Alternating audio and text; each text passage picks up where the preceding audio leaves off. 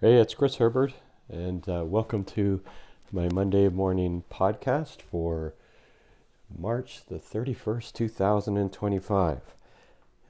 So, last week was a great week. I did some pretty interesting things, and I want to highlight a couple of things that give me hope. Um, the first, on Saturday, I went to two events. The first event was an event put on by an organization called the Harmony Center. And it brought people together to talk about some of the issues that the local community is experiencing. And to me, community for us, is Gray and Bruce, but this was even much more hyper-local. Um, um, it was mostly about Gray County, actually, which is a small-ish county in Ontario, Canada, that I live in. And I kind of live right in between, in the middle of two counties that are really, really important to the economy, among other things. So Gray and Bruce, there's Gray County and Bruce County. Maybe between the two of them, there's less than 500,000 people if you take a look at the total population. I've written about the economics and the culture and the economy and of Gray and Bruce on a website. Maybe I'll have some links in the description. But the bottom line is, this is the heart of rural Canada. Actually, I should say this is the heart of rural Ontario, because rural Saskatchewan and rural Manitoba, and rural Quebec, there's significant differences. I can't really speak too much for Quebec, although I'd love to talk to some rural entrepreneurs in Quebec. But if you talk to a rural farmer in Saskatchewan, things like distance are even more problematic. And I've done some podcasts with two really amazing, uh, um, innovative farmers, Jake Leguee and Kristjan Hebert, and I'll put links to those podcasts in the description too.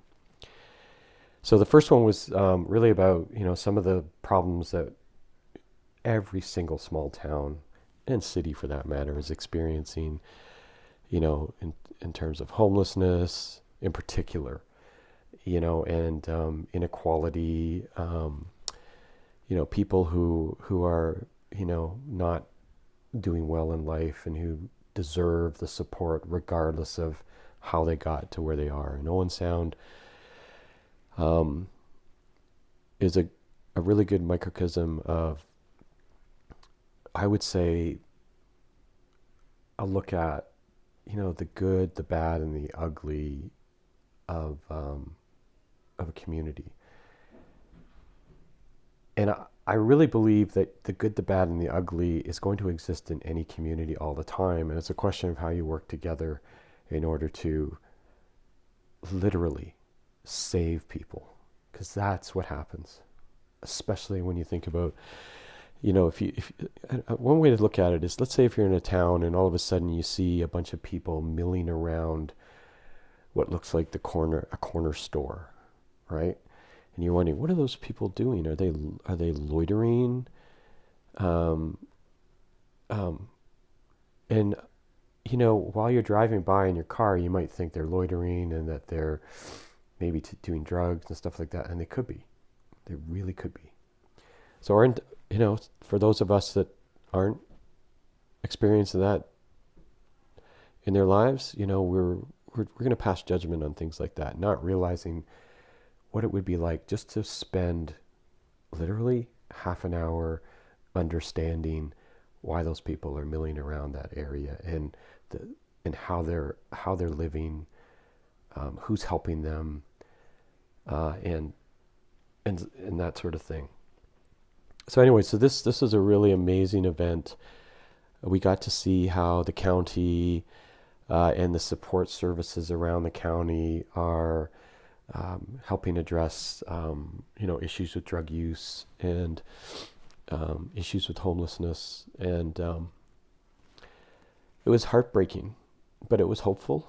And I think things need to be heartbreaking and hopeful at the same time, Because if it's just heartbreaking, you're going to just go, what the hell is going on? And, we're never going to get out of this, right? So we have some major challenges going on in Canada and other countries, and I think a lot of people in the US who are experiencing certain things that have happened to them because of the administration. And I can only say that it's very heartbreaking and heartening at the same time. It leads me to my next sort of observation is, I'm in a very conservative area. It is really, really blue. So in blue for us in Canada is the progressive conservatives, the equivalent of the Republicans, you could say, if you wanted to make a comparison. And that political stripe, should never be seen by somebody who votes differently as a bad thing. This whole notion of the opposition party is very problematic for me. I'll give you an example.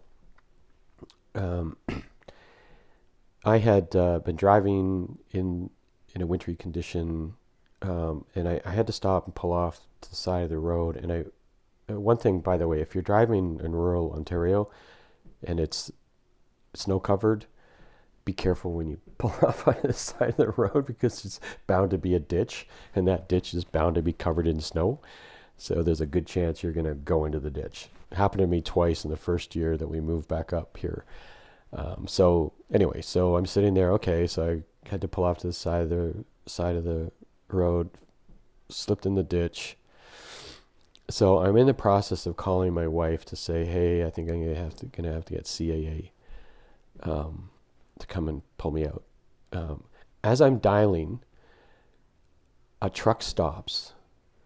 Guy gets out of his truck, and I open the window. He says, "Looks like you got yourself in a pickle." I say, "Yeah." He says, "Okay, hang on." He says, he looks at the front of the pickup, and he sees that there's a bar there, and he says, "Okay, I'll pull you out." Pulls me out. Great guy. His name's Craig.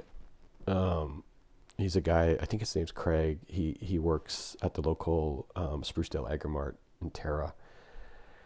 In that instance, did he give a shit whether I voted blue, red, green, orange? Those are our political colors. And did I give a shit? No. When I'm playing hockey or when I'm playing squash with somebody, do I give a shit what their political stripe is? No. So that's the first thing that I think is so important.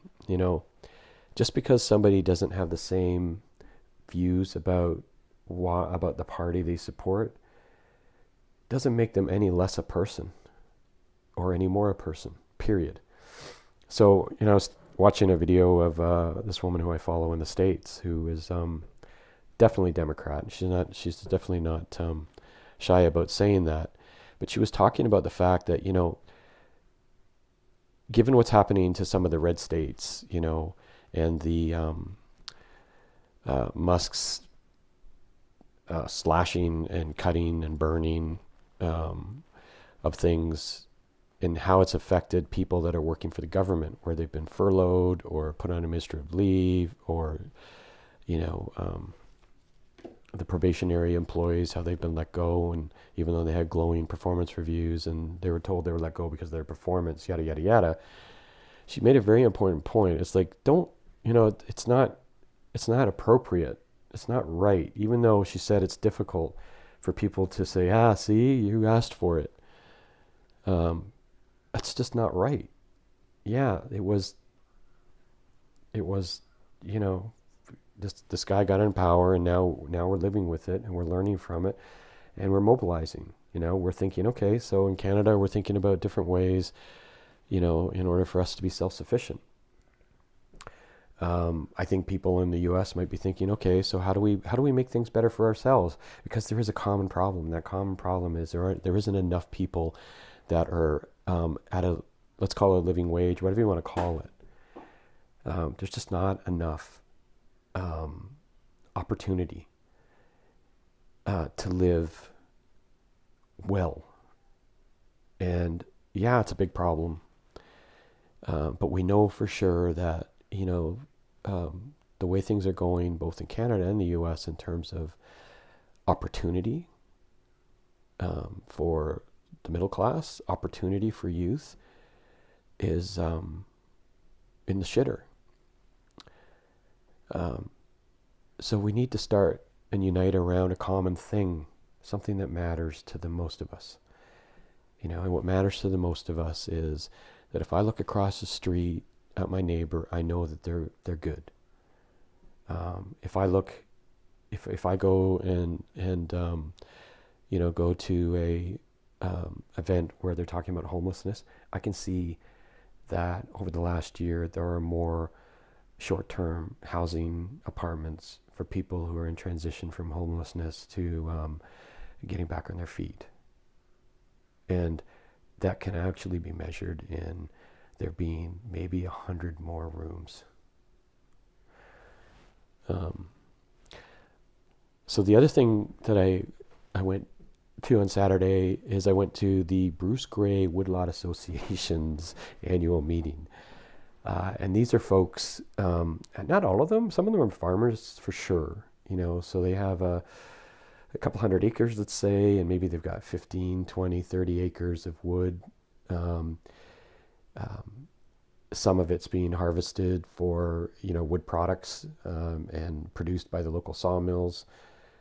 Some of them are being used for nature. Some of them are being used, because some of them they're just letting stand, right? Because they love being on a piece of land where they can walk through a beautiful forest, listen to birds, that sort of stuff. So it's really cool. And what's cool about these events, this event took place at the Elmwood Community Center. And whenever you have an event at the Elmwood Community Center, it's always a good idea to offer lunch because the women's group, I'm not sure if it's the Ag Society or maybe the Women's Institute, and there are men involved in it too. So I don't think it's just a women's thing for sure. So at any rate, the food is awesome. Right? It's just. So Grey Bruce Farmers Week takes place there in January, and it's like 5 days of awesome dinners. The Ontario Grey Bruce and Grey and Bruce, they have the different soil improvement associations. Whenever they have events, there's always an awesome meal. So food works. And even better, homemade food works. So last thing that happened which I want to share is yesterday I was lucky enough to go on a tour of a local sawmill. It employs 26 people, and basically pretty much all of the wood that it harvests or that it processes there is from within a 100 mile radius. So it was really interesting listening to the guy who's, I think it's his second generation, talking about running it and the day-to-day and his involvement. We talked a little about tariffs. And I won't go into too much detail because there's amazing things that he was disclosing that from a business model perspective, clearly is an unfair competitive advantage that he has over other sawmills in the U.S. and locally too. And the other thing was, until you tour any business, whether it's a sawmill, convenience store, I don't know, a tech company, local tech company, a farm, you really have no idea, how smart these entrepreneurs are. And these are what we call established, experienced entrepreneurs. They've been running businesses for many, many years. In some cases, they're operating on thin margins, but they figured it out, right? I mean, when you think about lumber, you think about farming, these are commodity-based businesses. And these people really are smart people to really understand how they're baking efficiency and effectiveness into their business models, how they're retaining talent, because talent's really hard, not just to find here, but you want to hold on to talent here because of what they know about the business, what they know about what the business does, all that sort of stuff. But the precision in the work that they do at this sawmill is phenomenal. They're using 3D scanning as an example. Things like programming, PLC programming, right? So when you drive by, a sawmill and you look at it and you think, oh, it's just a bunch of guys, cutting logs and putting them into 2x4s. It's a sophisticated business, at least the ones that are going to stick around and continue to grow. And then if you think that they're basically, in this case, I asked about regulations, how conservation authorities might hinder woodlot owners in terms of being able to have their woodlots harvested. And his view was he loved all the bylaws. He did talk about different counties having different bylaws and how that inconsistency, would result in some counties over harvesting happening.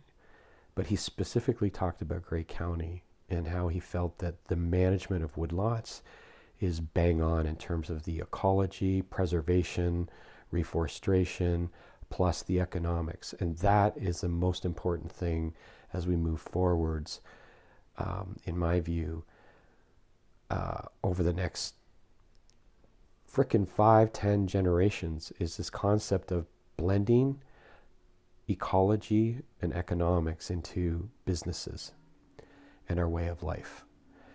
And then the overlying structure around it is this notion of sustainability in a broad term framework. And right now, the best thing I can point to in terms of sustainability is the UN 17 sustainability goals. It goes beyond climate. It talks about equality. It talks about water. It talks about health. It talks about quality education. And I'm probably gonna hammer this home all the time, is that is the perfect platform for where we need to head with our politics, with our policies, with our people, with our ventures, with our way of life.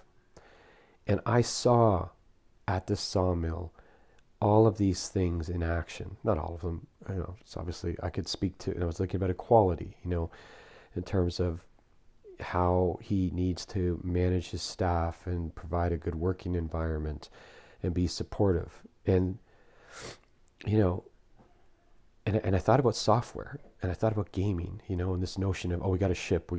And I don't know if things have changed in the gaming industry, but, there are some well-known gaming companies in the Oakville area, or, where I had heard horror stories about working, straight 14, 15, 16 hours, and that everybody's life revolved around shipping the next game release. So then I was thinking, okay, so does that apply to sawing wood? And no, it's like the guy needs to think about balancing the lives of the people that work there. So that means, nobody was in the sawmill yesterday. There's lots of wood to be processed, lots of orders, but this guy gets it. And I've seen that with other rural entrepreneurs, is, they understand the role that they play in helping achieve balance. So this is where I think the last thing I'll talk about, maybe, although I may meander more because today I seem to have a lot to say. This notion that capitalism is bad, right? So capitalism, sometimes is seen as going bad, and maybe new models need to emerge, like social enterprises and worker co-ops. And I'm certainly really open to the concept of worker co-ops and that sort of thing, for sure. But just like farming gets a bad rap when it comes to climate, and if you go and see a farmer and understand how they are looking after the land, how they're stewarding it, how they're implementing what's called best management practices, not all of them, but many of them, they really care about the land, especially if they own that land, right? And if they're working their land. And the local farmers around here, most of them, if not all of them, if they were to lease somebody else's land, I guarantee you that they would care about leaving that land after the lease better than the condition that they got it. And I have stories about that. Whereas in some cases, a company that goes and harvests corn and employs people to harvest corn, harvest soybeans or whatever, they'll go lease land and then hire somebody just to go and cut the corn, or just to go and put on pesticide and herbicides, and do their job, right?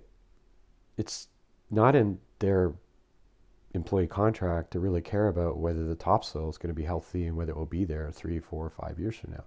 But I can tell you one thing, the local farmers here that would lease that land would care, because they know what happens to that topsoil if it runs off into the Saugeen River with chemicals. Because not all the chemicals that go into the soil to make the harvest healthy, to make the harvest insect resilient, all that sort of stuff. Not all of those chemicals stay in the soil. They go into the water table. So where am I going with this, Chris?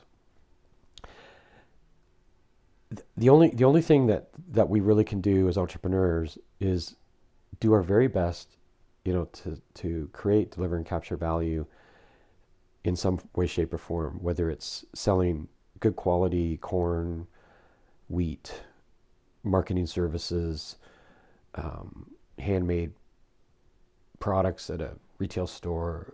We do our damnedest to provide the best value, but we need to extract value for us in order to maintain a standard of living, that's fair, at the very least, and profit. And then whatever's left over either goes to reward the owner for their additional hard work. And I can tell you no more stories where I know owner has not paid herself for weeks, months, years, so that she could pay her employees. So, the model of being able to generate profit is not bad. The model of generating a surplus is no different if you're a nonprofit or charity. You have to generate more in the form of, unfortunately, funds, whether it's customer funding, donations, contributions, whatever. Even with a church, it's the same thing. You need to have more coming in than going out. So that's how you should think about capitalism. It's just one way, it's a model in which you can do that. And what you do with that profit is you invest it in your business and in your people, as opposed to Jeff's third boat. Are you listening, Jeff from Amazon? So, we have these bad boys of capitalism that give the bad name for all these small business owners that I guarantee you most of them are doing the same thing as most of the farmers that I know, caring about the ecology of their land as well as the economics of their business and the well-being of their people. So it's really something to think about. So let's not throw the baby out with the bathwater. In this case, let's just, get rid of the people or the perception that is perpetrated by some people, especially the media, in terms of what a successful entrepreneur looks like. It's not Elon Musk. It's not Peter Thiel. It's a whole bunch of entrepreneurs you have never fucking heard about. They're the story. They're the ones who don't give a shit about how many followers they have on Instagram, how many subscribers they have to their Substack newsletter. They're the ones that don't really need to make 10 million a year. Maybe have a place to go in Florida. And I guarantee if they have a place to go in Florida, they probably let their employees go to it too. I know tons of entrepreneurs who are very well off, but so are the people that work for them. And that's where we need to be going.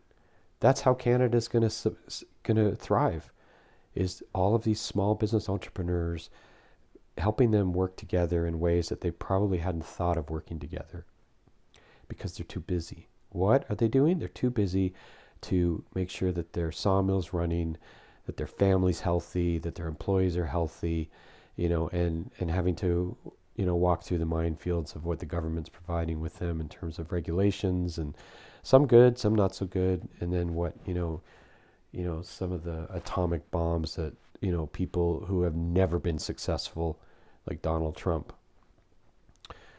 and Elon Musk, are doing. And I don't really want, I don't want to bitch and complain about it. We're just going to keep moving forwards. I heard a story on the weekend about how some U.S. entrepreneurs and Canadian entrepreneurs are going to work together solving the tariff problem. I guarantee that's going to happen. It's the behind the scenes shit that's happening, right? I guarantee it. We'll figure it out. We always have, we always will. But more importantly, what we haven't figured out, and we need to really be committed to, is because the government's not going to help on this. I shouldn't say that. We're so focused in our own little world, looking, with blinders on about what we can see. It's very hard to look past it and to be totally, inadvertently tone deaf about what's around us. So if we see somebody crouched down in the corner, in Sound or somewhere in that small town, smoking a pipe, it's like, oh my God, that shouldn't be happening here. I guarantee it's happening everywhere. So as a business owner, just go and, go to a community solutions event, which is packed with social workers, packed with people that are doing good things to improve the lives of people that are down and out. As an entrepreneur, go and just listen. Don't throw your ideas and provide a frickin' tweet with 30 things you should do in order to improve the standard of living and the overall well-being of everybody. Just go to a small town, go to an area that's a little, doesn't feel right. Go to an area you're not familiar with in your city, and just watch and listen and learn and see where you can help. You'd be surprised. We really have to always be at the grassroots level, regardless of where we are, to help people. Okay, so pretty deep. I have my first listener email, which I'm going to read, because this feedback is touching and I appreciate it, and it's with respect to my last week.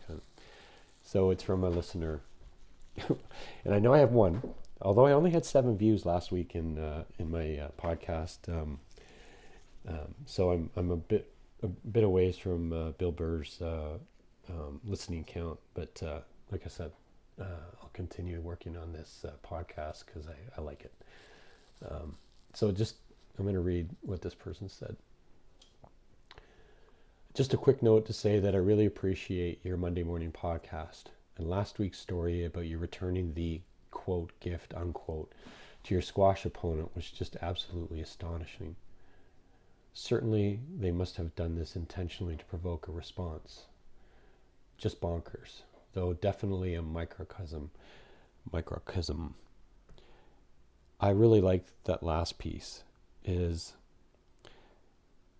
what's happening to us all the time is important, but it's important to see what's happening to others.